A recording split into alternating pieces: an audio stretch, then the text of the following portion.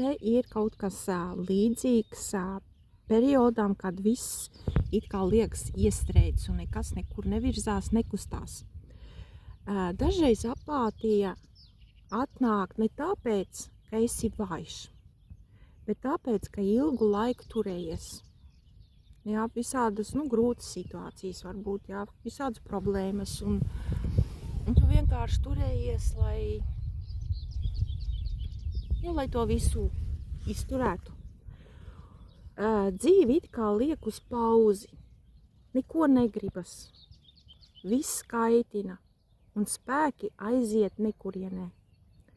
Izej vienmēr sākas ar mazāko.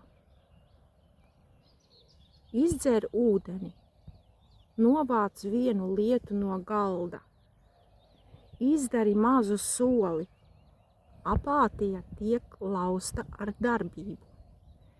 Nelielu mikroskopisku, bet tieši tas palaiž kustību. Nepieprasi no sevis daudz. Atgriezies pie dzīves pa vienam solim un atkal sajutīsies dzīves. Reizēm ir tāds,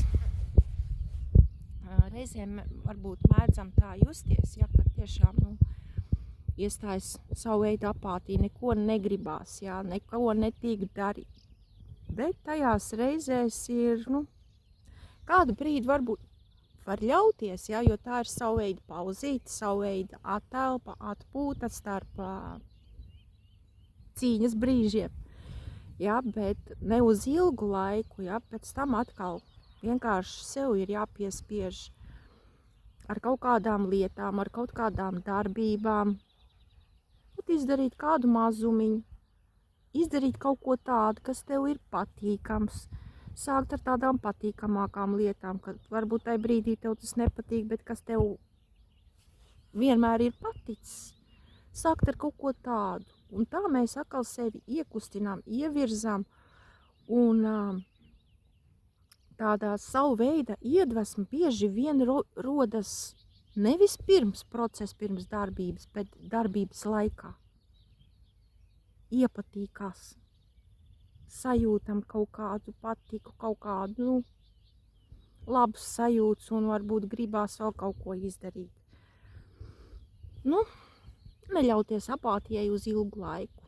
Reizēm var ļauties kādu brītiņu atvilkt elpu starp kaut kādiem periodiem, ja, bet ne uz ilgu laiku.